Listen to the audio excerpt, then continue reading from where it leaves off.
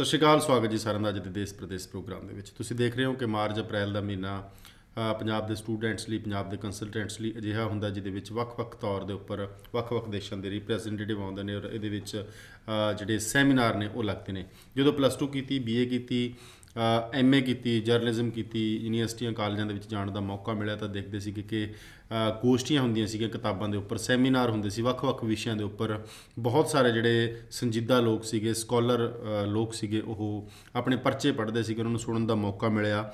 ਇਸ ਤੋਂ ਇਲਾਵਾ ਕਿਤਾਬਾਂ ਦੀ ਘੁੰਡ ਚੁਕਾਈਆਂ ਰਸਮਾਂ ਹੁੰਦੀਆਂ ਸੀਗੀਆਂ, ਬਹੁਤ ਕੁਝ ਸਿੱਖਿਆ ਜ਼ਿੰਦਗੀ ਦੇ ਵਿੱਚ। ਜਦੋਂ ਇਸ ਫੀਲਡ ਦੇ ਵਿੱਚ ਆਏ ਤਾਂ ਇਹ ਸੈਮੀਨਾਰਾਂ ਦੇ ਜਿਹੜੇ ਮਕਸਦ ਸੀਗੇ ਉਹ ਵੇਖਣ ਨੂੰ ਮਿਲੇ ਕਿ ਇਹ ਪੂਰਨ ਤੌਰ 'ਤੇ ਕਮਰਸ਼ੀਅਲ ਹੋ ਚੁੱਕੇ ਨੇ। ਸਿਰਫ ਔਰ ਸਿਰਫ ਇੱਕ ਐਡਮਿਸ਼ਨ ਚੱਕਣ ਦਾ ਜ਼ਰੀਆ ਜਿਹੜਾ ਹੈਗਾ ਬਣ ਚੁੱਕਿਆ ਹੈਗਾ। ਲੋਕਾਂ ਨੂੰ ਅਵੇਅਰਨੈਸ ਜਾਂ ਕਿਸੇ ਵਿਸ਼ੇ ਦੇ ਉੱਪਰ ਸੈਮੀਨਾਰ ਵਰਗੇ ਜਿਹੜੇ ਅਸਲ ਜਿਹੜੇ ਮਕਸਦ ਸੀਗੇ ਉਹ ਕਿਤੇ ਨਾ ਕਿਤੇ ਅੱਖੋਂ ਪਰੋਖੇ ਕੀਤੇ ਗਏ। ਕਮਰਸ਼ੀਅਲਾਈਜੇਸ਼ਨ ਜਿਹੜੀ ਹੈਗੀ ਇਹਦੀ ਹੋ ਗਈ ਸੀਗੀ। ਸੋ ਅੱਜ ਅਸੀਂ ਜਿਹੜੀ ਗੱਲਬਾਤ ਕਰਨੀ ਕਿ ਐਕਚੁਅਲ ਸੈਮੀਨਾਰ ਕੀ ਹੁੰਦਾ ਹੈ। ਇੱਕ ਐਕਚੁਅਲ ਕਿਸੇ ਕਿਤਾਬ ਦੇ ਉੱਪਰ ਜਦੋਂ ਅਸੀਂ ਗੋਸ਼ਟੀ ਕਰਦੇ ਹਾਂ, ਕਿਸੇ ਵਿਸ਼ੇ ਦੇ ਉੱਪਰ ਗੋਸ਼ਟੀ ਕਰਦੇ ਹਾਂ ਤਾਂ ਲੋਕਾਂ ਨੂੰ ਉਹ ਤੋਂ ਇੱਕ ਨੌਲੇਜ ਮਿਲਦੀ ਹੈ, ਸੇਧ ਮਿਲਦੀ ਹੈ, ਉਸ ਵਿਸ਼ੇ ਬਾਰੇ ਜਾਣਕਾਰੀ ਮਿਲਦੀ ਹੈ। ਸੋ ਇਹਦੇ ਬਾਰੇ ਅਸੀਂ ਅੱਜ ਚਰਚਾ ਦਾ ਵਿਸ਼ਾ ਰੱਖਿਆ। ਅੱਜ ਜਿਵੇਂ ਸੈਮੀਨਾਰ ਵੀ ਹੋ ਕੇ ਹਟਿਆ ਚੰਡੀਗੜ੍ਹ ਆਫਿਸ ਦੇ ਵਿੱਚ, ਰੈਫਲ ਐਜੂਸਿਟੀ ਦੇ। ਇਸ ਤੋਂ ਬਾਅਦ ਲਗਾਤਾਰ 24, 25, 26, 27, 28 ਨੂੰ ਫਿਰ ਸੈਮੀਨਾਰ ਨੇ। ਇਹ ਸੈਮੀਨਾਰ ਡੈਡੀਕੇਟਡ ਨੇ ਜੀ Australia, New Zealand, Canada, UK, Europe ਨੂੰ, ਪਰ ਜ਼ਿਆਦਾ ਜਿਹੜਾ ਫੋਕਸ ਹੈ ਉਹ ਕੈਨੇਡਾ ਦਾ ਹੈਗਾ। ਸੋ ਸਵਰਨ ਜੀ ਮੇਰੇ ਨਾਲ ਨੇ। ਕਾਫੀ ਸਾਰੇ ਅਹਿਮ ਕੁਐਸਚਨਸ ਮੇਰੇ ਦਿਮਾਗ ਦੇ ਵਿੱਚ ਵੀ ਨੇ, ਤੁਸੀਂ ਵੀ ਭੇਜੇ ਨੇ ਫੇਸਬੁੱਕ ਦੇ ਉੱਪਰ, YouTube ਦੇ ਉੱਪਰ, ਔਰ ਭੇਜਿਆ ਵੀ ਕਰੋ। ਮੈਂ ਇੱਕ ਵਾਰ ਚੀਜ਼ ਜ਼ਰੂਰ ਐਮਫਾਸਿਸ ਕਰ ਰਿਹਾ ਕਿ ਦੇਸ਼ ਪ੍ਰਦੇਸ਼ ਲਾਈਵ ਦਾ ਫੇਸਬੁੱਕ ਪੇਜ ਲਾਈਕ ਕਰਨ ਦੇ ਨਾਲ ਨਾਲ YouTube ਜਿਹੜਾ ਚੈਨਲ ਹੈ ਉਹਨੂੰ ਲਾਈਕ ਜ਼ਰੂਰ ਕਰੋ। ਉੱਥੇ ਆਪਣੇ ਸ਼ੋਅ ਦੇਖਿਆ ਕਰੋ, ਆਪਣੇ ਕਮੈਂਟਸ ਜਿਹੜੇ ਨੇ ਉੱਥੇ ਦਿੱਤੀ ਹੋਈ ID ਦੇ ਉੱਪਰ ਜ਼ਰੂਰ ਭੇਜਿਆ ਕਰੋ। ਸੋ ਅਸੀਂ ਵੇਟ ਕਰਿਆ ਕਰਾਂਗੇ। ਸਵਰਨ ਜੀ, ਸਭ ਤੋਂ ਪਹਿਲਾਂ ਤਾਂ ਸਵਾਗਤ ਤੁਹਾਡਾ। ਸਤਿ ਸ਼੍ਰੀ ਅਕਾਲ ਜੀ ਸਾਰਿਆਂ ਨੂੰ। ਆਓ ਝਾਤ ਮਾਰੀਏ ਆਪਾਂ ਥੋੜ੍ਹਾ ਜਿਹਾ ਪਿੱਛੇ। ਅੱਜ 18 ਹੈ, 17 ਵੱਲ ਚੱਲੀਏ, 16 ਵੱਲ ਚੱਲੀਏ, 15 ਵੱਲ ਚੱਲੀਏ। ਆਓ ਆਪਾਂ 10/9 ਵੱਲ ਚੱਲਦੇ ਹਾਂ, ਜਦੋਂ ਇਹ SPP ਦੀ ਸ਼ੁਰੂਆਤ ਹੁੰਦੀ ਸੀਗੀ। ਬਹੁਤ ਘੱਟ ਲੋਕ ਸੀਗੇ ਜਿਹੜੇ ਕੈਨੇਡਾ ਤੋਂ ਆਉਂਦੇ ਸੀ, ਬਹੁਤ ਘੱਟ ਲੋਕ ਸੀ ਜਿਹੜੇ ਕੈਨੇਡਾ ਨੂੰ ਜਾਂਦੇ ਸੀਗੇ। UK ਦਾ ਬੋਲਬਾਲਾ ਸੀ, UK ਦੀ ਐਡ ਆਉਂਦੀ ਸੀ, ਥਾਂ ਥਾਂ ਭਰਿਆ ਸੀ। ਅੱਜ ਕਿਸੇ ਵੀ ਦੇਸ਼ ਨੂੰ ਕੋਈ ਪ੍ਰਮੋਟ ਨਹੀਂ ਕਰਦਾ, ਕਿਸੇ ਵੀ ਦੇਸ਼ ਦੀ ਕੋਈ ਗੱਲ ਨਹੀਂ ਹੁੰਦੀ। ਹਰ ਦੇਸ਼ ਜਿਹੜਾ ਹੈਗਾ ਇਉਂ ਲੱਗਦਾ ਕਿ ਪਤਾ ਨਹੀਂ ਦੁਨੀਆ ਦੇ ਨਕਸ਼ੇ ਤੋਂ ਹੀ ਮਿਟ ਗਿਆ ਹੈਗਾ, ਜਾਂ ਉਹ ਮਤਲਬ ਸਾਨੂੰ ਬੁਲਾਉਣੋਂ ਹਟ ਗਿਆ ਹੈਗਾ। ਇਹਦੇ ਪਿੱਛੇ ਕੀ ਕਾਰਨ ਸਮਝਦੇ ਹੋ? ਪੈਸਾ ਹੀ ਹੈ ਇਕੱਲਾ ਕਿ ਕੰਸਲਟੈਂਟਸ ਨੂੰ ਇਹ ਹੁੰਦਾ ਹੈ ਕਿ ਮੈਂ ਜੇ ਮੇਰੇ 70 ਵੀਜ਼ੇ ਲੱਗੇ ਨੇ, ਮੈਂ ਐਡ ਕਰਕੇ ਜਾਂ ਸੈਮੀਨਾਰ ਕਰਕੇ 150 ਕਰ ਲਾ ਲੂੰ ਕਿਸੇ ਨਾ ਕਿਸੇ ਢੰਗ ਦੇ ਨਾਲ, ਹੈ ਨਾ? ਜਾਂ ਇਹ ਹੁੰਦਾ ਹੈ ਕਿ ਜਦੋਂ ਕਿਸੇ ਦੇਸ਼ ਨੇ ਲੀਨੀਐਂਸੀ ਦਿੱਤੀ ਹੁੰਦੀ ਹੈ, ਬਾਕੀ ਨੇ ਪੋਜੀਸ਼ਨ ਟਾਈਟ ਕੀਤੀ ਹੈ, ਫਿਰ ਉਧਰ ਨੂੰ ਭੱਜ ਲੈਂਦੇ ਨੇ। ਉਹ ਤੁਸੀਂ ਦੇਖਿਆ ਹੋਣਾ ਨਾ, ਸਰਹੰਦੀ ਸਭਾ ਹੈਗੀ ਹੈ, ਸ਼ਹੀਦੀ ਜੋੜ ਮੇਲਾ ਹੈ, ਐਡਾ ਵੱਡਾ ਸ਼ਹੀਦੀ ਜੋੜ ਮੇਲਾ ਹੈ ਜਿੱਥੇ ਨਤਮਸਤਕ ਅਸੀਂ ਹੋਣ ਜਾਂਦੇ ਹਾਂ, ਸਾਹਿਬਜ਼ਾਦਿਆਂ ਦੀ ਸ਼ਹੀਦੀ ਨੂੰ ਪ੍ਰਣਾਮ ਨਤਮਸਤਕ ਕਰਦੇ ਹਾਂ। ਪਰ ਬਹੁਤ ਦੁੱਖ ਹੁੰਦਾ ਦੇਖ ਕੇ ਜਦੋਂ ਇੱਕ ਟਰਾਲੀ ਜਲੇਬੀਆਂ ਦਾ ਲੰਗਰ ਲਾਉਂਦੀ ਹੈ, ਫਿਰ ਦੂਜੀ ਕਿੰਨੂਆਂ ਦਾ ਜੂਸ ਲੈ ਕੇ ਆ ਜਾਂਦੀ ਹੈ। ਇੱਧਰੋਂ ਪੀਤਾ ਫਿਰ ਉੱਧਰ ਨੂੰ ਭੱਜ ਲਏ, ਫਿਰ ਇੱਧਰ ਪੀਤਾ ਉੱਧਰ ਭੱਜ ਲਏ। ਇਹ ਹਾਲਾਤ ਨਹੀਂ ਪੰਜਾਬ ਦੇ ਬਣਦੇ ਜਾ ਰਹੇ ਅੱਜ ਦੀ ਡੇਟ ਦੇ। ਇਸ ਤੋਂ ਇਲਾਵਾ ਭਾਜੀ, ਇਸ ਤੋਂ ਇਲਾਵਾ ਚਲੋ ਅੱਜ ਆਪਾਂ ਇਹ ਅਲੱਗ ਤੋਂ ਟੌਪਿਕ 'ਤੇ ਗੱਲ ਕਰ ਰਹੇ ਹਾਂ। ਮੈਂ ਤਾਂ ਬਹੁਤ ਖੁਸ਼ ਹਾਂ ਨਾਲ ਇਸ ਗੱਲਾਂ ਕਰਕੇ। ਇਸ ਤੋਂ ਇਲਾਵਾ ਚੰਡੋਲ, ਉੱਥੇ ਚੰਡੋਲ ਚੱਲਦੇ ਆ, ਝੂਟੇ ਲਵੋ, ਉੱਥੇ ਮੇਲਾ ਪੂਰਾ ਲੱਗਿਆ ਹੁੰਦਾ, ਅਲੱਗ-ਅਲੱਗ ਕੋਈ ਉੱਥੇ ਕੁਛ ਲੈ ਕੇ ਵੇਚਣ ਲੱਗਿਆ ਹੁੰਦਾ, ਚੂੜੀਆਂ, ਵੰਗਾਂ ਅਤੇ ਉਹ ਵਧੀਆ ਸਮਾਨ, ਮਤਲਬ ਐਵੇਂ ਦੀਆਂ ਚੀਜ਼ਾਂ ਜਿਹੜੀਆਂ ਘਰ ਨਾਲ ਸੰਬੰਧਿਤ, ਜਾਂ ਜਿਵੇਂ ਇੱਕ ਤਿਉਹਾਰ 'ਤੇ ਆਪਾਂ ਖੁਸ਼ੀ ਦੇ ਟਾਈਮ 'ਤੇ ਜਿਹੜੇ ਕੰਮ ਕਰਦੇ ਹਾਂ ਉਹ ਸਾਰੇ ਹੁੰਦੇ ਆ। ਸੋ ਸੇਮ ਹੀ ਹੈ ਜੀ, ਹਰ ਪ੍ਰੋਫੈਸ਼ਨ ਦੇ ਵਿੱਚ ਹੀ ਇਹ ਕੰਮ ਹੋ ਗਿਆ ਹੋਇਆ। ਸੰਧੂ ਸਾਹਿਬ, ਜਿਹੜੀ 9, 10, 11 ਦੀ ਗੱਲ ਕਰਦੇ ਹਾਂ, ਤੁਸੀਂ ਅਗਰ ਉਹ ਟਾਈਮ 'ਤੇ ਅਗਰ ਕੋਈ ਲੋਕ ਜਿਨ੍ਹਾਂ ਨੇ ਕਿਸੇ ਉਸ ਟਾਈਮ 'ਤੇ ਕਦੇ ਕੋਈ ਸੈਮੀਨਾਰ ਅਟੈਂਡ ਕੀਤਾ ਹੋਵੇ ਜਦੋਂ ਅਸੀਂ ਲਗਾਉਂਦੇ ਸੀ, ਤੁਸੀਂ ਦੇਖਦੇ ਹੁੰਦੇ ਸੀਗੇ ਕਿ ਪੰਜਾਬ ਦੇ ਵਿੱਚ ਜਦੋਂ ਕੁਝ ਕਾਲਜਸ ਵਾਲੇ ਆਉਂਦੇ ਸੀ ਤਾਂ ਸਿਰਫ ਔਰ ਸਿਰਫ ਫੋਰਨ ਡੈਲੀਗੇਟਸ ਹੀ ਆਉਂਦੇ ਸੀ। ਤੁਸੀਂ ਇੱਕ ਸੈਮੀਨਾਰ ਦੇ ਉੱਪਰ ਮੈਕਸੀਮਮ ਅਗਰ 10, 15, 20 ਕਾਲਜ ਆਇਆ ਤਾਂ 10, 15, 20 ਦੇ ਵੀ ਗੋਰੇ ਉੱਧਰਲੇ ਲੋਕ ਹੀ ਦੇਖਣ ਨੂੰ ਮਿਲੇ ਜਾਂਦੇ ਸੀ। ਅੱਜ ਕੀ ਕੀਤਾ ਜੀ, ਉਹਨਾਂ ਹੀ ਜਿਹੜੇ ਉੱਧਰ ਕਾਲਜਸ ਬੈਠੇ ਨੇ ਉਹਨਾਂ ਨੇ ਆਪਣੇ ਇੱਕ ਨਾਰਥ ਦਾ ਰੈਪ, ਇੱਕ ਸਾਊਥ ਦਾ ਰੈਪ, ਇੱਕ ਵੈਸਟ ਦਾ ਰੈਪ ਰੀਪ੍ਰਜੈਂਟੇਟਿਵ ਰੱਖ ਲਏ ਹੋਏ ਨੇ। ਲੜਕੇ ਲੜਕੀਆਂ, ਯੰਗਸਟਰਸ ਨੇ ਜਿਹੜੇ ਮੁੰਡੇ ਕੁੜੀਆਂ, ਉਹ ਰੱਖ ਲਏ ਹੋਏ ਨੇ ਰੀਪ੍ਰਜੈਂਟ ਕਰਨ ਲਈ ਉਹਨਾਂ ਦੀਆਂ ਯੂਨੀਵਰਸਿਟੀਜ਼ ਐਂਡ ਕਾਲਜਸ ਨੂੰ। ਔਰ ਉਹਨਾਂ 'ਚੋਂ ਮੈਕਸੀਮਮ ਉਹ ਨੇ ਜਿਹੜੇ ਹਜੇ ਤੱਕ ਉਹ ਕਾਲਜ ਵੀ ਨਹੀਂ ਦੇਖਿਆ, ਜਿਹੜੇ ਉਹਨਾਂ ਦੇ ਜਿਹੜੇ ਕੁਝ ਪ੍ਰਾਈਵੇਟ ਕਾਲਜ ਆ, ਜਿਹੜੇ ਕਈ ਕਾਲਜਸ ਵਾਲੇ ਜਿਹੜੇ ਰੈਪ ਆਉਂਦੇ ਆ, ਉਹਨਾਂ ਨੇ ਆਪਣਾ ਕਾਲਜ ਹੀ ਨਹੀਂ ਦੇਖਿਆ ਹੁੰਦਾ ਜਾ ਕੇ, ਔਰ ਉਹਨਾਂ ਨੂੰ ਇੱਥੇ ਜੌਬ ਦੇ ਦਿੱਤੀ ਗਈ ਹੁੰਦੀ ਆ 10 15 20 ਹਜ਼ਾਰ ਤੇ ਨਾਲ ਇਨਸੈਂਟਿਵ ਕਿ ਤੁਸੀਂ ਜਿੰਨੇ ਏਜੰਟਾਂ ਤੋਂ ਬੱਚੇ ਲੈ ਕੇ ਆਓਗੇ ਉਹਦੇ ਉੱਪਰ ਤੁਹਾਨੂੰ ਪੈਸੇ ਦੇਵਾਂਗੇ। ਮੈਂ ਜਿਵੇਂ ਲਾਸਟ ਸ਼ੋਅ ਦੇ ਵਿੱਚ ਵੀ ਗੱਲ ਕਰ ਰਿਹਾ ਸੀਗਾ ਕਿ ਐਡਵਰਟਾਈਜ਼ਮੈਂਟ ਦੇ ਵਿੱਚ ਲਿਖਿਆ ਹੁੰਦਾ ਨਿਊਜ਼ਪੇਪਰ ਦੇ ਉੱਪਰ 35 ਕਾਲਜਾਂ ਦੇ ਡੈਲੀਗੇਟਸ ਨੂੰ ਮਿਲੋ, 40 ਕਾਲਜਾਂ ਦੇ ਡੈਲੀਗੇਟਸ ਨੂੰ ਮਿਲੋ। ਹੋਟਲ 'ਚ ਜਾ ਕੇ ਦੇਖੋ 6 ਜਾਂ 7 ਮੇਜ਼ ਲੱਗੇ ਹੁੰਦੇ, ਉਹ 6-7 ਮੇਜ਼ ਦੇ ਵਿੱਚ 3-4 ਆਪਣੀਆਂ ਲੜਕੀਆਂ ਬੈਠੀਆਂ ਹੁੰਦੀਆਂ ਨੇ, ਉਹੀ ਤੁਹਾਨੂੰ ਦੱਸਦੀਆਂ ਨੇ, ਉਹੀ ਇੱਕ ਨਾਮ ਲੈ ਕੇ ਵੀ ਆਹ ਕਾਲਜ ਇਹੋ ਜਿਹੇ ਕਾਲਜਾਂ ਦੇ ਨਾਮ ਲਿਖੇ ਹੁੰਦੇ ਜਿਹੜੇ ਉਹਨਾਂ ਕੋਲ ਹੁੰਦੇ ਵੀ ਨਹੀਂ, ਅੱਗੇ ਸਟਾਰ ਪਾਇਆ ਹੁੰਦਾ ਜਾਂ ਫਿਰ ਕੁਝ ਹੋਰ ਪਾ ਕੇ ਇੱਕ ਸਟਾਰ ਪਾਇਆ ਹੁੰਦਾ, ਸਾਈਡ ਤੇ ਲਿਖਿਆ ਹੁੰਦਾ ਕੰਡੀਸ਼ਨਸ ਅਪਲਾਈ। ਜਿਹੜੀਆਂ ਅੱਜ ਇੱਕ ਅੱਧੀ ਹੋਰ ਮੈਂ ਲਾਸਟ ਸੈਮੀਨਾਰਸ ਦੀ ਐਡ ਦੇਖ ਰਿਹਾ ਸੀਗਾ ਫਰੰਟ ਪੇਜ ਤੇ ਅਜੀਤ ਦੀ, 11 ਸਾਲ ਪੁਰਾਣੀ ਕੰਪਨੀ, 11 ਸਾਲ ਪਹਿਲਾਂ ਉਹ ਪਤਾ ਹੀ ਨਹੀਂ ਕਿੱਥੇ ਸੀਗਾ, ਉਹਦਾ ਫੇਸਬੁੱਕ ਪੇਜ ਦੇਖੋ, 3 ਸਾਲ 2.5 ਸਾਲ 3 ਸਾਲ ਪਹਿਲਾਂ ਉਹਦੀ ਕੰਪਨੀ ਸਟਾਰਟ ਹੋਈ ਆ, ਘਰ ਵਾਲੀ ਉਹਦੀ ਬੰਦੇ ਦੀ ਕਿਸੇ ਇਮੀਗ੍ਰੇਸ਼ਨ ਕੰਪਨੀ 'ਚ ਕੰਮ ਕਰਦੀ ਸੀ। ਚਲੋ ਖੈਰ ਡਿਟੇਲ 'ਚ ਨਹੀਂ ਜਾਣਾ, ਮੈਂ ਕਹਿਣ ਦਾ ਮਤਲਬ ਮਿਸ ਗਾਈਡ ਕਰਕੇ ਵੀ ਸਾਡੀ 10 ਸਾਲ ਪੁਰਾਣੀ ਆ, 11 ਸਾਲ ਪੁਰਾਣੀ ਆ, ਅਸੀਂ ਤੁਹਾਨੂੰ ਅਮਰੀਕਾ ਭੇਜ ਦਾਂਗੇ, ਚੈੱਕ ਰਿਪਬਲਿਕ ਭੇਜ ਦਾਂਗੇ, ਰਸ਼ੀਆ ਭੇਜ ਦਾਂਗੇ, ਪੋਲੈਂਡ ਭੇਜ ਦਾਂਗੇ, ਹਾਲੈਂਡ, ਸਾਈਪਰਸ, ਸਿੰਗਾਪੁਰ, ਨਿਊਜ਼ੀਲੈਂਡ, ਮਤਲਬ ਆ ਜੋ ਅਸੀਂ ਤੁਹਾਨੂੰ ਭੇਜ ਦਾਂਗੇ। ਉੱਥੇ ਤੁਹਾਡਾ ਕੀ ਹੋਣਾ, ਤੁਹਾਡਾ ਬਣਨਾ ਕੀ ਆ, ਤੁਸੀਂ ਕਦੇ ਪਰਮਾਨੈਂਟ ਰੈਜ਼ੀਡੈਂਸੀ ਲੈ ਲਓਗੇ ਕਿ ਨਹੀਂ ਲੈ ਲਓਗੇ, ਕਦੇ ਤੁਹਾਨੂੰ ਇਹ ਮਿਲੂ, ਇਹ ਕੰਮ ਨਹੀਂ ਆ ਸਾਡਾ। ਸੈਮੀਨਾਰ ਦਾ ਮਤਲਬ ਹੈ ਸੰਧੂ ਭਾਜੀ ਕਿ ਆਜੋ ਜਿਹੜੇ ਜਗ੍ਹਾ ਲਈ ਤੁਸੀਂ ਫਿੱਟ ਹੁੰਨੇ ਹੋ, ਜਿੱਥੇ ਸਾਨੂੰ 20 30 40 50 ਹਜ਼ਾਰ ਰੁਪਇਆ ਬਣਦਾ, ਅਸੀਂ ਤੁਹਾਨੂੰ ਭੇਜ ਦਾਂਗੇ ਉਸ ਜਗ੍ਹਾ ਤੇ, ਅਸੀਂ ਆਪਣੇ ਪੈਸੇ ਕਮਾ ਲਾਂਗੇ। ਸੈਮੀਨਾਰਾਂ ਦਾ ਮਤਲਬ ਅੱਜ ਦੇ ਟਾਈਮ ਦੇ ਵਿੱਚ ਇਹ ਹੋ ਗਿਆ ਕਮਰਸ਼ੀਅਲ, ਜਿਵੇਂ ਸੰਧੂ ਭਾਜੀ ਨੇ ਗੱਲ ਕੀਤੀ ਆ, ਟੋਟਲ ਕਮਰਸ਼ੀਅਲਾਈਜੇਸ਼ਨ, ਕਮਰਸ਼ੀਅਲ ਹੋ ਗਿਆ। ਅਸੀਂ ਇੱਕ ਹੋਟਲ ਲਵਾਂਗੇ, ਹੋਟਲ ਦੇ ਵਿੱਚ ਅਸੀਂ 10-15 ਬੰਦੇ ਬਿਠਾਵਾਂਗੇ, ਫਿਰ ਤੁਸੀਂ ਆਓਗੇ, ਤੁਹਾਡੀ ਪ੍ਰੋਫਾਈਲ ਦੇ ਹਿਸਾਬ ਨਾਲ ਜਿੱਥੇ ਤੁਸੀਂ ਜਾ ਸਕਦੇ ਹੋਗੇ ਉਹ ਤੁਹਾਨੂੰ ਸੁਜੈਸਟ ਕਰ ਦਾਂਗੇ। ਉੱਥੇ ਜਾਣ ਤੋਂ ਬਾਅਦ ਤੁਹਾਡਾ ਕੀ ਬਣੂਗਾ, ਨਨ ਆਫ ਆਰ ਬਿਜ਼ਨਸ, ਤੁਸੀਂ ਸਾਡੇ ਰਿਸ਼ਤੇਦਾਰ ਨਹੀਂ ਹੈਗੇ ਕਿ ਅਸੀਂ ਤੁਹਾਡੀ ਬਾਅਦ ਦੀ ਵੀ ਗੱਲ ਰੱਖੀਏ। ਸੈਮੀਨਾਰਸ ਦਾ ਮਤਲਬ ਜਿਵੇਂ ਜਿੱਥੋਂ ਅੱਜ ਸੰਧੂ ਭਾਜੀ ਨੇ ਗੱਲ ਸ਼ੁਰੂ ਕੀਤੀ ਆ, ਲਾਸਟ ਮੇਰੇ ਸ਼ੋਅ ਦੇ ਵਿੱਚ ਉਹੀ ਮੈਂ ਗੱਲ ਕਰਕੇ ਹਟਿਆ ਸੀ, ਇਹ ਵਿਸ਼ਾ, ਇੱਕ ਵਿਸ਼ੇ ਦੇ ਉੱਪਰ ਬੋਲਣਾ, ਕਿਸੇ ਨੂੰ ਉਸ ਸਬਜੈਕਟ ਦੇ ਬਾਰੇ ਨੌਲੇਜ ਦੇਣੀ ਕਿ ਆਹ ਕੰਟਰੀ ਦੇ ਵਿੱਚ ਅਗਰ ਜਾਓਗੇ ਕਾਮਯਾਬ ਕਿਵੇਂ ਹੋਵੋਗੇ, ਉੱਥੇ ਜਾ ਕੇ ਕਿਹੜੀ ਪੜ੍ਹਾਈ ਪੜ੍ਹੋਗੇ, ਕਿਹੜੇ ਏਰੀਏ 'ਚ ਰਹਿ ਕੇ ਕਿਹੜਾ ਕੰਮ ਕਰੋਗੇ, ਕਿਹੜਾ ਕੋਰਸ ਦੀਆਂ ਕਿਹੜੀਆਂ ਕਰੀਅਰ ਓਪਰਚੁਨਿਟੀਜ਼। ਹੁਣ ਇੱਕ ਕੋਰਸ ਹੈਗਾ 10+2 ਮੈਡੀਕਲ ਵਾਲਿਆਂ ਦਾ, ਜਿਵੇਂ ਮੈਂ ਪਿਛਲੀ ਵਾਰ ਦੱਸਿਆ ਸੀ, ਇੱਕ ਕੋਰਸ ਹੈਗਾ ਜਿਹਦੇ ਤੋਂ ਬਾਅਦ ਇੱਕੋ ਹੀ ਲਾਈਨ ਨਿਕਲਦੀ ਆ, ਇੱਕ ਡਗਲਸ ਦੇ ਵਿੱਚ ਐਸੋਸੀਏਟ ਆਫ ਸਾਇੰਸ ਜਾਂ KPU ਦੇ ਵਿੱਚ ਜਾਂ ਕੈਮੋਸਨ ਕਾਲਜ ਦੇ ਵਿੱਚ ਇੱਕ ਉਹ ਕੋਰਸ ਜਿਹਦੀਆਂ 5 ਲਾਈਨਾਂ ਨਿਕਲਦੀਆਂ, ਇੱਕ ਉਹ ਕੋਰਸ ਨਰਸਿੰਗ ਲਈ ਜਿਹਦੇ ਕਰਨ ਤੋਂ ਬਾਅਦ ਐਮਰਜੈਂਸੀ ਮੈਨੇਜਮੈਂਟ ਤੁਹਾਨੂੰ ਕੁਝ ਵੀ ਨਹੀਂ ਮਿਲਣਾ, ਇੱਕ ਉਹ ਕੋਰਸ ਜਿਹੜਾ ਕਰਨ ਤੋਂ ਬਾਅਦ ਤੁਸੀਂ 10 ਕੰਮ ਕਰ ਸਕਦੇ ਹੋ, ਇੱਕ ਉਹ ਕੋਰਸ ਜਿਹੜਾ ਕਰਨ ਤੋਂ ਬਾਅਦ ਤੁਸੀਂ ਕਦੇ ਵੀ ਜ਼ਿੰਦਗੀ 'ਚ ਕਦੇ ਕੋਈ ਟੌਪ ਦੀ ਜੌਬ ਨਹੀਂ ਕਰ ਸਕਦੇ, ਔਰ ਇੱਕ ਉਹ ਕੋਰਸ ਕਿਵੇਂ ਦੱਸਿਆ ਜਾਵੇ। ਇੱਕੋ ਹੀ ਬੱਚਾ ਵਾ, ਆਰਟਸ ਵਾਲਾ ਸਟੂਡੈਂਟ ਆ, ਉਹਨੂੰ ਇੱਕ ਕੰਸਲਟੈਂਟ ਉਹ ਕਾਲਜ ਕੋਰਸ ਦੇ ਦਿੰਦਾ, ਦੂਜਾ ਕੋਈ ਬਿਨਾਂ ਸੋਚੇ ਸਮਝੇ ਦੂਸਰਾ ਦੇ ਦਿੰਦਾ। ਸੋ ਸੈਮੀਨਾਰ ਦਾ ਜਿਹੜਾ ਸਾਡਾ ਮਕਸਦ ਰਹਿੰਦਾ ਜੀ ਹਮੇਸ਼ਾ ਰੈਫਲਸ ਐਡੂਸਿਟੀ ਦਾ, ਰਜਿਸਟ੍ਰੇਸ਼ਨਾਂ ਕਰਨੀਆਂ, ਝੋਲੇ ਭਰ ਕੇ ਲੈ ਕੇ ਜਾਣਾ ਨਹੀਂ, ਗਾਈਡ ਕਰਨਾ। ਮੈਂ ਤੁਹਾਨੂੰ ਸੈਮੀਨਾਰ ਲਾਉਣ ਦੇ ਵਿੱਚ ਗਾਈਡ ਕਰਨ ਆਉਣਾ, ਤੁਸੀਂ ਮੇਰੇ ਕੋਲ ਰਜਿਸਟ੍ਰੇਸ਼ਨ ਕਰਨੀ ਨਹੀਂ ਕਰਨੀ, ਤੁਹਾਨੂੰ ਮੇਰੀਆਂ ਗੱਲਾਂ ਚੰਗੀਆਂ ਲੱਗਦੀਆਂ ਨਹੀਂ, ਮੇਰੀ ਕੰਪਨੀ ਦੀਆਂ ਸਰਵਿਸਿਜ਼ ਚੰਗੀਆਂ ਲੱਗਦੀਆਂ ਨਹੀਂ, ਇਹ ਤੁਹਾਡਾ ਅਧਿਕਾਰ ਆ ਜੀ, ਤੁਸੀਂ ਆਪਣੇ ਆਪ ਦੇ ਖੁਦ ਰਾਜੇ ਹੋ, ਕਿੰਗ ਹੋ, ਸੋ ਇਹ ਤੁਸੀਂ ਡਿਸਾਈਡ ਕਰਨਾ।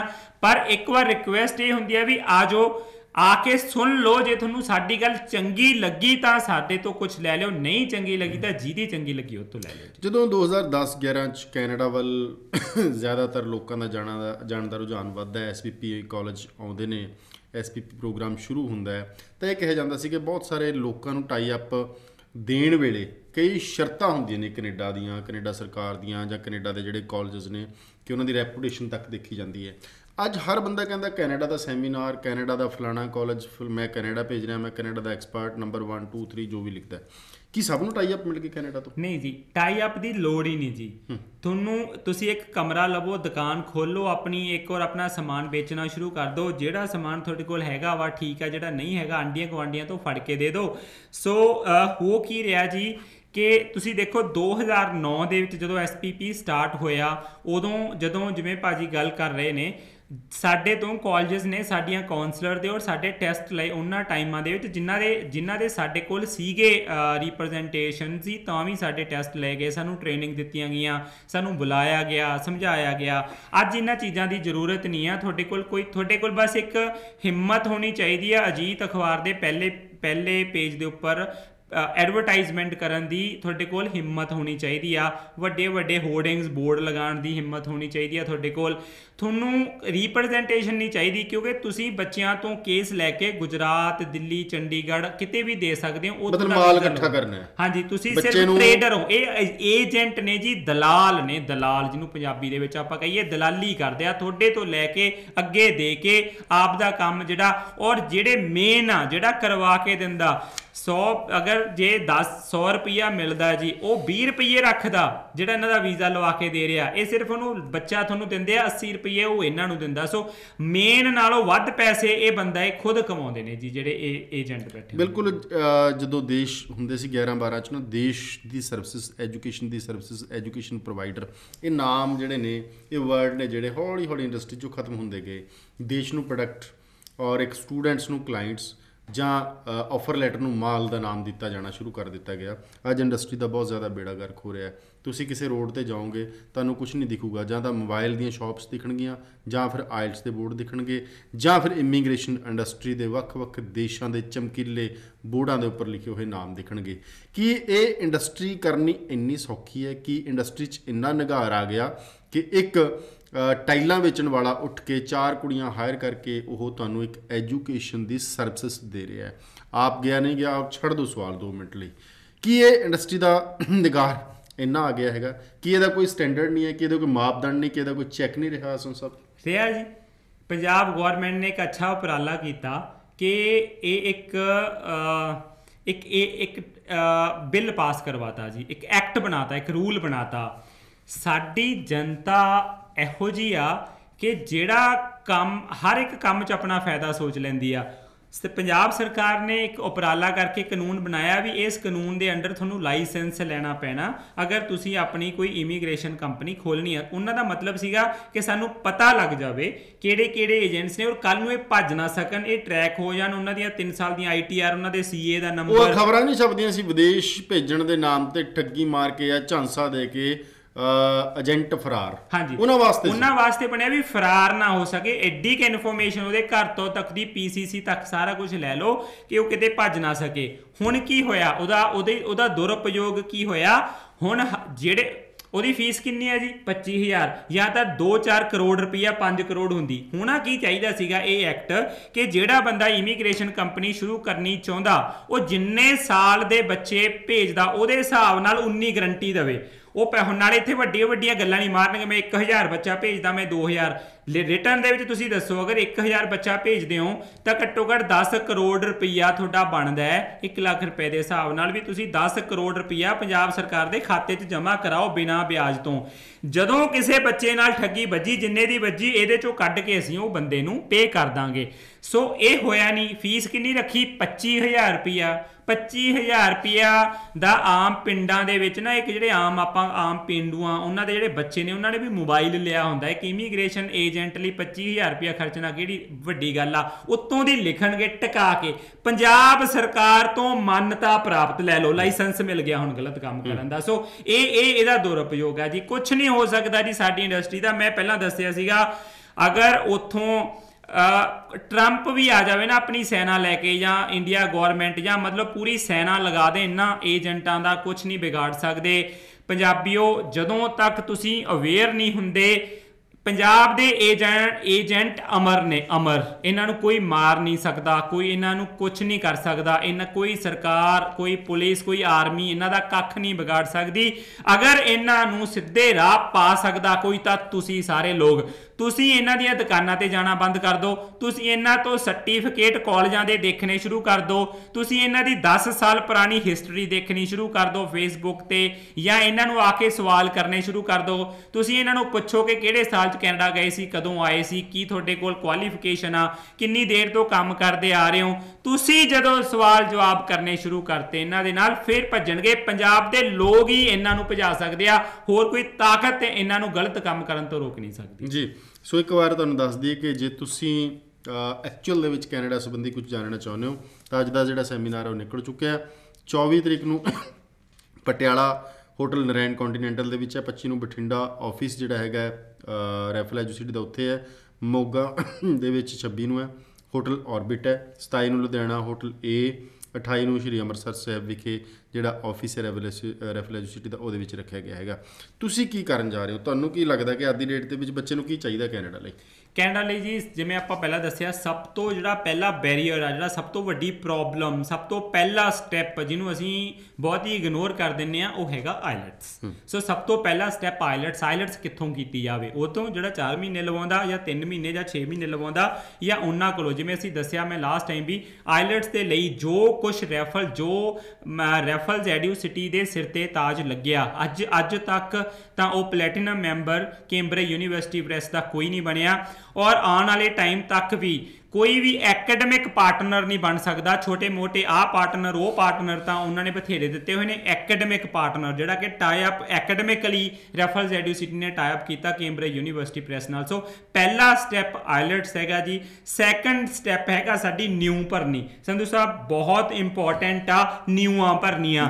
ਜਦੋਂ ਸਾਨੂੰ ਪਤਾ ਹੋਵੇ ਕਿ ਅਸੀਂ ਆਹ ਬਿਲਡਿੰਗ ਦੇ ਵਿੱਚ, ਅਸੀਂ ਆਹ ਬਿਲਡਿੰਗ ਦੇ ਉੱਪਰ ਅਸੀਂ 10 ਮੰਜ਼ਿਲਾਂ ਖੜੀਆਂ ਕਰਨੀਆਂ ਨੇ, ਅਸੀਂ ਠੇਕੇਦਾਰ ਨੂੰ ਦੱਸਾਂਗੇ ਕਿ ਮੈਂ ਇੱਥੇ 10 ਮੰਜ਼ਿਲਾਂ ਖੜੀਆਂ ਕਰਨੀਆਂ, ਉਸ ਹਿਸਾਬ ਨਾਲ ਨਿਊ ਭਰੀ ਮੇਰੀ। ਫਿਰ ਉਹ ਠੇਕੇਦਾਰ ਵੀ ਜਾਂ ਤੁਹਾਨੂੰ ਇਹ ਨਹੀਂ ਕਹੂਗਾ, ਜਾਂ ਤੁਸੀਂ ਉਹਨੂੰ ਇਹ ਨਹੀਂ ਕਹੋਗੇ ਵੀ ਚੱਲ ਪਿੱਲੀਆਂ ਇੱਟਾਂ ਦੀ ਭਰ ਦੇ। ਸੋ ਬੇਸ ਜਿਹੜੀ ਸਾਡੀ ਨਿਊ ਆ, ਨਿਊ ਸਾਡੀ ਕੀ ਹੈ ਜੀ? ਕੋਰਸ। ਕਿਉਂਕਿ ਜਦੋਂ ਅਸੀਂ ਕੈਨੇਡਾ ਚੱਲੇ ਆ, ਕੈਨੇਡਾ ਜਾ ਕੇ ਅਸੀਂ ਪਹਿਲਾ ਕੰਮ ਕੀ ਕਰਨਾ, ਜਿਹਦੇ ਤੇ ਸਾਡੀ ਕਰੀਅਰ ਦੀ, ਜ਼ਿੰਦਗੀ ਦੀ ਬਿਲਡਿੰਗ ਉਹ ਸਾਰੀ ਜਾਣੀ ਆ, ਉਹ ਜਿਹੜਾ ਸਾਡਾ ਕਰੀਅਰ ਆ, ਉਹ ਸਾਡੀ ਜਿਹੜੀ ਬਿਲਡਿੰਗ ਆ, ਉਹਦੀ ਜਿਹੜੀ ਨਿਊ ਆ, ਉਹ ਹੈਗਾ ਕੋਰਸ। ਕੋਰਸ ਦੇ ਲਈ ਅਸੀਂ ਕੀ ਕਰਦੇ ਹਾਂ? ਹੁਣ ਮੈਨੂੰ ਦੱਸੋ ਤੁਸੀਂ ਕੀ ਕਰਦੇ ਹੋ? ਤੁਸੀਂ ਕਹਿੰਦੇ ਹੋ ਜੀ ਅਸੀਂ ਬਹੁਤ ਵੱਡੀ ਬਿਲਡਿੰਗ ਕਰੀਅਰ ਦੀ ਖੜੀ ਕਰਨੀ ਹੈ, ਅਸੀਂ ਬਹੁਤ ਉੱਪਰ ਪਹੁੰਚਣਾ ਵਾ, ਏਜੰਟ ਨੂੰ, ਕੰਸਲਟੈਂਟ ਨੂੰ ਕਹਿੰਦੇ ਹੋ, ਪਰ ਸਾਡੀਆਂ ਜਿਹੜੀਆਂ ਨਿਊਆਂ ਨੇ ਉਹ ਤੂੰ ਪਿੱਲੀਆਂ ਕੱਚੀਆਂ ਇੱਟਾਂ ਦੇ ਨਾਲ ਹੀ ਭਰ ਦੇ, ਤੂੰ ਘਾਹ ਫੂਸ ਦੇ ਨਾਲ ਹੀ ਨਿਊਆਂ ਭਰ ਦੇ। ਕਿਵੇਂ? ਤੁਸੀਂ ਆ ਕੇ ਕਹਿੰਦੇ ਹੋ ਭਾਜੀ ਸਾਡੇ ਬੱਚੇ ਨੂੰ ਤੁਸੀਂ ਨਾ ਬਰੈਂਪਟਨ ਹੀ ਭੇਜ ਦਿਓ, ਕੋਰਸ ਜਿਹੜਾ ਮਰਜ਼ੀ ਲੈ ਦਿਓ, ਕਾਲਜ ਜਿਹੜਾ ਮਰਜ਼ੀ ਲੈ ਦਿਓ, ਭੂਆ ਕੋਲ ਚਾਚੇ ਕੋਲ ਭੇਜ ਦਿਓ, ਫਰੈਂਡ ਕੋਲ ਦੋਸਤ ਕੋਲ ਭੇਜ ਦਿਓ। ਇਹ ਪਹਿਲੀ ਨਿਊ ਭਰਤੀ ਤੁਸੀਂ ਪਿੱਲੀਆਂ ਇੱਟਾਂ ਨਾਲ। ਸੈਕੰਡ ਤੁਸੀਂ ਕੀ ਕਰਦੇ ਹੋ?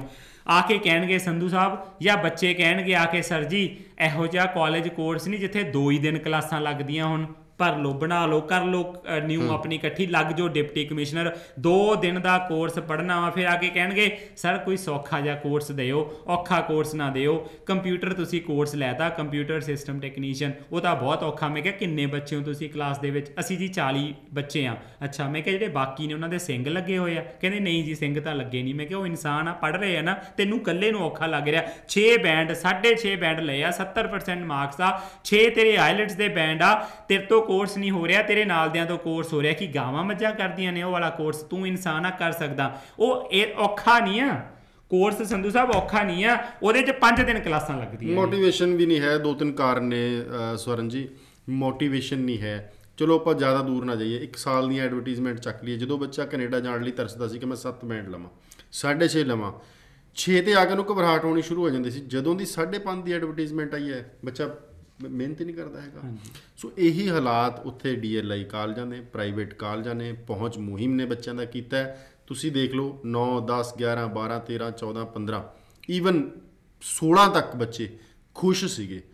ਉਧਰੋਂ ਆਵਾਜ਼ ਕੀ ਆਉਂਦੀ ਸੀ? ਠੰਡੀ ਮਿੱਠੀ ਹਵਾ ਦੇ ਬੁੱਲੇ ਹੁੰਦੇ ਸੀ ਪਰਿਵਾਰਾਂ ਨੂੰ ਕਿ ਮੈਂ ਪੱਕਾ ਹੋ ਗਿਆ, ਆਹ ਕਰ ਲਿਆ, ਆਹ ਕਰ ਲਿਆ। ਆ ਜਿਹੜੇ 17, 18 'ਚ ਗਏ ਨੇ ਨਾ, ਇਹਨਾਂ ਦੇ ਹਾਲਾਤ ਸਾਈਪ੍ਰੈਸ, ਸਿੰਗਾਪੁਰ, ਜਾਂ ਜਿਹੜੇ ਨੇ ਗਲਤ ਤਰੀਕੇ ਨਾਲ ਕਾਗਜ਼ ਲਾ ਕੇ ਨਿਊਜ਼ੀਲੈਂਡ 'ਚ ਗਏ ਸੀ, 17,000 ਲੋਕਾਂ ਦੇ ਕਾਗਜ਼ ਵੀਜ਼ੇ ਰਿਜੈਕਟ ਹੋਏ ਸੀ, ਉਹਨਾਂ ਵਰਗੇ ਹਾਲਾਤ ਹੋਣੇ ਆ ਜਦੋਂ ਅਸੀਂ ਮਾੜੇ ਤਰੀਕੇ ਨਾਲ, ਮਾੜੀ ਸੋਚ ਨਾਲ, ਮਾੜੇ ਕਾਗਜ਼ਾਂ ਨਾਲ ਵਿਦੇਸ਼ਾਂ ਦੇ ਵਿੱਚ ਜਾਵਾਂਗੇ, ਮਾੜੀ ਨੀਂਹ ਭਰ ਕੇ ਜਾਵਾਂਗੇ, ਤਾਂ ਸਾਡਾ ਹਾਲ ਇਹੀ ਹੋਣਾ। ਇੱਕ ਵਾਰੀ ਫਿਰ ਤੁਹਾਨੂੰ ਦੱਸ ਦਈਏ ਕਿ 24 ਤਰੀਕ ਨੂੰ ਪਟਿਆਲਾ ਹੋਟਲ ਨਰੈਣ ਕੰਟੀਨੈਂਟਲ, 25 ਨੂੰ ਬਠਿੰਡਾ ਆਫਿਸ ਦੇ ਵਿੱਚ ਹੈ ਜੀ, 26 ਨੂੰ ਮੋਗਾ ਹੋਟਲ ਆਰਬਿਟ, 27 ਨੂੰ ਲੁਧਿਆਣਾ ਹੋਟਲ A, 28 ਨੂੰ ਸ਼੍ਰੀ ਅੰਮ੍ਰਿਤਸਰ ਸਾਹਿਬ ਆਫਿਸ ਦੇ ਵਿੱਚ ਰੈਫਲੈਜੂਸਿਟੀ ਵੱਲੋਂ ਇਹ ਜਿਹੜੇ ਉਪਰਾਲੇ ਨੇ ਉਹ ਕੀਤੇ ਜਾ ਰਹੇ ਨੇ।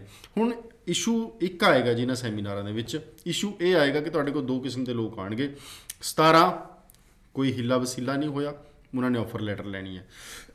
17 ਹਿੱਲਾ ਵਸੀਲਾ ਹੋਇਆ, ਉਹ ਰਿਫਿਊਜ਼ਲ ਆ ਗਈ।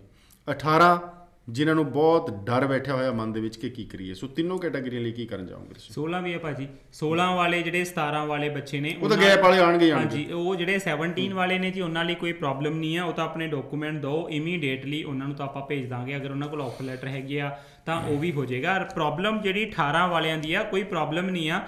ਤੁਸੀਂ ਬਸ ਆਪਣਾ 10th ਦਾ ਸਰਟੀਫਿਕੇਟ 10+1 ਦਾ ਸਰਟੀਫਿਕੇਟ ਪਾਸਪੋਰਟ ਦੀ ਕਾਪੀ ਅਗਰ ਆਈਲੈਟਸ ਦੀ ਡੇਟ ਲੈ ਲਈ ਹੈ ਤਾਂ ਉਹਦੀ ਰਸੀਦ ਬਸ ਇੰਨਾ ਕੁ ਕੁਛ ਨਾਲ ਸਾਨੂੰ ਅਰੇਂਜਮੈਂਟ ਕਰਾ ਦਿਓ 18 ਸੈਪਟੈਂਬਰ ਲਈ ਕਿਤੇ ਨਾ ਕਿਸੇ ਕਾਲਜ ਦੇ ਵਿੱਚ ਤੁਹਾਡੀ ਪੂਰੀ ਟਰਾਈ ਕਰਾਂਗੇ ਇਹ 90% ਸਾਡੀ ਟਰਾਈ ਹੋਊਗੀ ਕਿ ਸੈਪਟੈਂਬਰ ਦੇ ਵਿੱਚ ਹੀ ਤੁਹਾਨੂੰ ਸੀਟ ਲੈ ਦਿੱਤੀ ਜਾਵੇ ਆਲਦੋ ਬੰਦ ਨੇ ਬਟ ਜਨਵਰੀ ਦੀਆਂ ਵੀ ਅਗਰ ਸੀਟਸ ਮਿਲ ਗਈਆਂ ਸੈਪਟੈਂਬਰ 'ਚ ਫਾਈਲ ਲਗਾ ਕੇ ਸੈਪਟੈਂਬਰ 'ਚ ਮੈਂ ਤੁਹਾਨੂੰ ਵੀਜ਼ਾ ਲੈ ਦਾਂਗਾ ਇਹ ਮੇਰੀ ਗਰੰਟੀ ਆ ਜਿਹੜੇ ਬੱਚੇ ਕੇਸ ਜਿਨ੍ਹਾਂ ਦਾ ਰਿਜੈਕਟ ਹੋ ਚੁੱਕਿਆ ਰਿਜੈਕਸ਼ਨ ਵਾਲੇ ਨੇ ਉਹ ਜ਼ਰੂਰ ਆ ਕੇ ਮਿਲੋ ਕਿਉਂਕਿ ਕੀ ਵਜ੍ਹਾ ਸੀ ਕਿਵੇਂ ਹੋਇਆ ਕਿਵੇਂ ਨਹੀਂ ਹੋਇਆ ਉਹ ਅਸੀਂ ਆਪਣੇ ਆਪ ਦੇਖ ਲਾਂਗੇ ਤੁਹਾਨੂੰ ਦੱਸ ਦਾਂਗੇ ਤੁਹਾਨੂੰ ਗਾਈਡ ਕਰ ਦਾਂਗੇ ਸੋ ਰਿਜੈਕਸ਼ਨ ਵਾਲੇ ਜਿਹੜੇ ਸਟੂਡੈਂਟਸ ਨੇ ਜਿਨ੍ਹਾਂ ਦਾ ਵੀਜ਼ਾ ਰਿਜੈਕਟ ਹੋ ਚੁੱਕਿਆ ਇੱਕ ਵਾਰ ਜ਼ਰੂਰ ਉਹ ਵੀ ਸਾਨੂੰ ਮਿਲੋ ਜੀ ਸੋ 24 ਤੋਂ 28 ਤੱਕ ਇਹਨਾਂ ਸੈਮੀਨਾਰਾਂ ਦੇ ਵਿੱਚ ਬੱਚੇ ਜਾਣਗੇ ਵੱਖ-ਵੱਖ ਸ਼ਹਿਰਾਂ ਦੇ ਵਿੱਚ ਸੈਮੀਨਾਰ ਹੋ ਰਹੇ ਨੇ ਸੈਮੀਨਾਰ ਦੇ ਵਿੱਚ ਜਿਸ ਤਰ੍ਹਾਂ ਕਿਹਾ ਗਿਆ ਕਿ ਹਰ ਵੈਰਾਈਟੀ ਜਿਹੜੀ ਹੈਗੀ ਆ ਹਰ ਕਿਸਮ ਦੇ ਬੱਚੇ ਨੂੰ ਜਿਹੜੀ ਖੁੱਲ੍ਹ ਜਾਣ ਦੀ ਆਪਣੀ ਗੱਲਬਾਤ ਆਪਣਾ ਪੱਖ ਜਿਹੜਾ ਹੈਗਾ ਰੱਖ ਸਕਦਾ ਹੈਗਾ ਇੱਕ ਚੀਜ਼ ਜਿਹੜੀ ਹੈ ਸਵਰਨ ਜੀ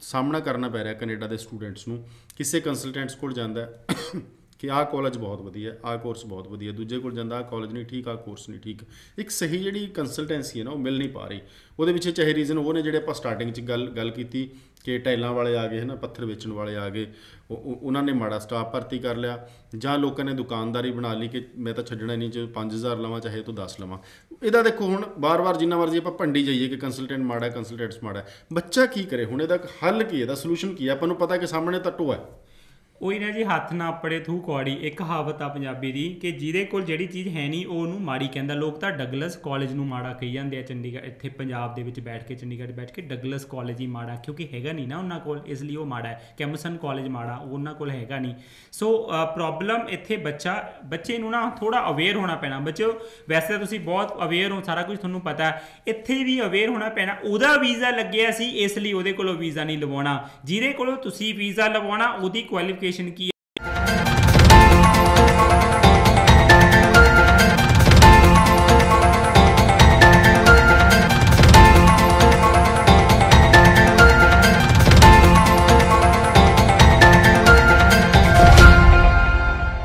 ਸਤਿ ਸ਼੍ਰੀ ਅਕਾਲ ਸਵਾਗਤ ਜੀ ਸਾਰਿਆਂ ਦਾ ਅੱਜ ਦੇ ਦੇਸ਼ ਪ੍ਰਦੇਸ਼ ਪ੍ਰੋਗਰਾਮ ਦੇ ਵਿੱਚ ਤੁਸੀਂ ਦੇਖ ਰਹੇ ਹੋ ਕਿ ਮਾਰਚ ਅਪ੍ਰੈਲ ਦਾ ਮਹੀਨਾ ਪੰਜਾਬ ਦੇ ਸਟੂਡੈਂਟਸ ਲਈ ਪੰਜਾਬ ਦੇ ਕੰਸਲਟੈਂਟਸ ਲਈ ਅਜਿਹਾ ਹੁੰਦਾ ਜਿਹਦੇ ਵਿੱਚ ਵੱਖ-ਵੱਖ ਤੌਰ ਦੇ ਉੱਪਰ ਵੱਖ-ਵੱਖ ਦੇਸ਼ਾਂ ਦੇ ਰਿਪਰੈਜ਼ੈਂਟੇਟਿਵ ਆਉਂਦੇ ਨੇ ਔਰ ਇਹਦੇ ਵਿੱਚ ਜਿਹੜੇ ਸੈਮੀਨਾਰ ਨੇ ਉਹ ਲੱਗਦੇ ਨੇ ਜਦੋਂ +2 ਕੀਤੀ BA ਕੀਤੀ MA ਕੀਤੀ ਜਰਨਲਿਜ਼ਮ ਕੀਤੀ ਯੂਨੀਵਰਸਿਟੀਆਂ ਕਾਲਜਾਂ ਦੇ ਵਿੱਚ ਜਾਣ ਦਾ ਮੌਕਾ ਮਿਲਿਆ ਤਾਂ ਦੇਖਦੇ ਸੀ ਕਿ ਗੋਸ਼ਟੀਆਂ ਹੁੰਦੀਆਂ ਸੀਗੀਆਂ ਕਿਤਾਬਾਂ ਦੇ ਉੱਪਰ ਸੈਮੀਨਾਰ ਹੁੰਦੇ ਸੀ ਵੱਖ-ਵੱਖ ਵਿਸ਼ਿਆਂ ਦੇ ਉੱਪਰ ਬਹੁਤ ਸਾਰੇ ਜਿਹੜੇ ਸੰਜੀਦਾ ਲੋਕ ਸੀਗੇ ਸਕਾਲਰ ਲੋਕ ਸੀਗੇ ਉਹ ਆਪਣੇ ਪਰਚੇ ਪੜ੍ਹਦੇ ਸੀਗੇ ਉਹਨਾਂ ਨੂੰ ਸੁਣਨ ਦਾ ਮੌਕਾ ਮਿਲਿਆ ਇਸ ਤੋਂ ਇਲਾਵਾ ਕਿਤਾਬਾਂ ਦੀ ਘੁੰਡ ਚੁਕਾਈਆਂ ਰਸਮਾਂ ਹੁੰਦੀਆਂ ਸੀਗੀਆਂ ਬਹੁਤ ਕੁਝ ਸਿੱਖਿਆ ਜ਼ਿੰਦਗੀ ਦੇ ਵਿੱਚ ਜਦੋਂ ਇਸ ਫੀਲਡ ਦੇ ਵਿੱਚ ਆਏ ਤਾਂ ਇਹ ਸੈਮੀਨਾਰਾਂ ਦੇ ਜਿਹੜੇ ਮਕਸਦ ਸੀਗੇ ਉਹ ਵੇਖਣ ਨੂੰ ਮਿਲੇ ਕਿ ਇਹ ਪੂਰਨ ਤੌਰ ਤੇ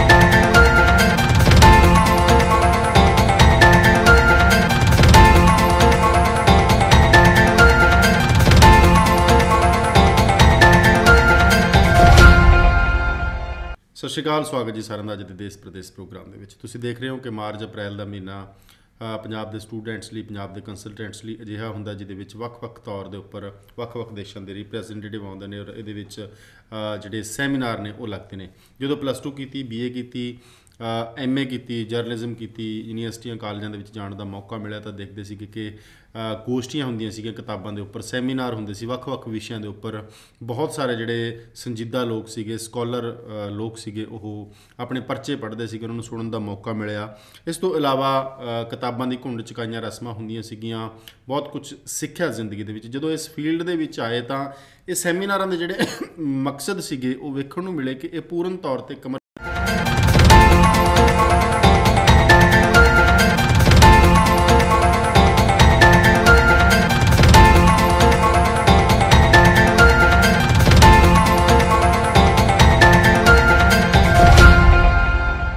ਸਤਿ ਸ਼੍ਰੀ ਅਕਾਲ ਸਵਾਗਤ ਜੀ ਸਾਰਿਆਂ ਦਾ ਅੱਜ ਦੇ ਦੇਸ਼ ਪ੍ਰਦੇਸ਼ ਪ੍ਰੋਗਰਾਮ ਦੇ ਵਿੱਚ ਤੁਸੀਂ ਦੇਖ ਰਹੇ ਹੋ ਕਿ ਮਾਰਚ ਅਪ੍ਰੈਲ ਦਾ ਮਹੀਨਾ ਪੰਜਾਬ ਦੇ ਸਟੂਡੈਂਟਸ ਲਈ ਪੰਜਾਬ ਦੇ ਕੰਸਲਟੈਂਟਸ ਲਈ ਅਜਿਹਾ ਹੁੰਦਾ ਜਿਹਦੇ ਵਿੱਚ ਵੱਖ-ਵੱਖ ਤੌਰ ਦੇ ਉੱਪਰ ਵੱਖ-ਵੱਖ ਦੇਸ਼ਾਂ ਦੇ ਰਿਪਰੈਜ਼ੈਂਟੇਟਿਵ ਆਉਂਦੇ ਨੇ ਔਰ ਇਹਦੇ ਵਿੱਚ ਜਿਹੜੇ ਸੈਮੀਨਾਰ ਨੇ ਉਹ ਲੱਗਦੇ ਨੇ ਜਦੋਂ +2 ਕੀਤੀ BA ਕੀਤੀ MA ਕੀਤੀ, ਜਰਨਲਿਜ਼ਮ ਕੀਤੀ, ਯੂਨੀਵਰਸਿਟੀਆਂ ਕਾਲਜਾਂ ਦੇ ਵਿੱਚ ਜਾਣ ਦਾ ਮੌਕਾ ਮਿਲਿਆ ਤਾਂ ਦੇਖਦੇ ਸੀਗੇ ਕਿ ਗੋਸ਼ਟੀਆਂ ਹੁੰਦੀਆਂ ਸੀਗੀਆਂ ਕਿਤਾਬਾਂ ਦੇ ਉੱਪਰ, ਸੈਮੀਨਾਰ ਹੁੰਦੇ ਸੀ ਵੱਖ-ਵੱਖ ਵਿਸ਼ਿਆਂ ਦੇ ਉੱਪਰ। ਬਹੁਤ ਸਾਰੇ ਜਿਹੜੇ ਸੰਜੀਦਾ ਲੋਕ ਸੀਗੇ, ਸਕਾਲਰ ਲੋਕ ਸੀਗੇ, ਉਹ ਆਪਣੇ ਪਰਚੇ ਪੜ੍ਹਦੇ ਸੀਗੇ, ਉਹਨਾਂ ਨੂੰ ਸੁਣਨ ਦਾ ਮੌਕਾ ਮਿਲਿਆ। ਇਸ ਤੋਂ ਇਲਾਵਾ ਕਿਤਾਬਾਂ ਦੀ ਘੁੰਡ ਚੁਕਾਈਆਂ ਰਸਮਾਂ ਹੁੰਦੀਆਂ ਸੀਗੀਆਂ, ਬਹੁਤ ਕੁਝ ਸਿੱਖਿਆ ਜ਼ਿੰਦਗੀ ਦੇ ਵਿੱਚ। ਜਦੋਂ ਇਸ ਫੀਲਡ ਦੇ ਵਿੱਚ ਆਏ ਤਾਂ ਇਹ ਸੈਮੀਨਾਰਾਂ ਦੇ ਜਿਹੜੇ ਮਕਸਦ ਸੀਗੇ ਉਹ ਵੇਖਣ ਨੂੰ ਮਿਲੇ ਕਿ ਇਹ ਪੂਰਨ ਤੌਰ 'ਤੇ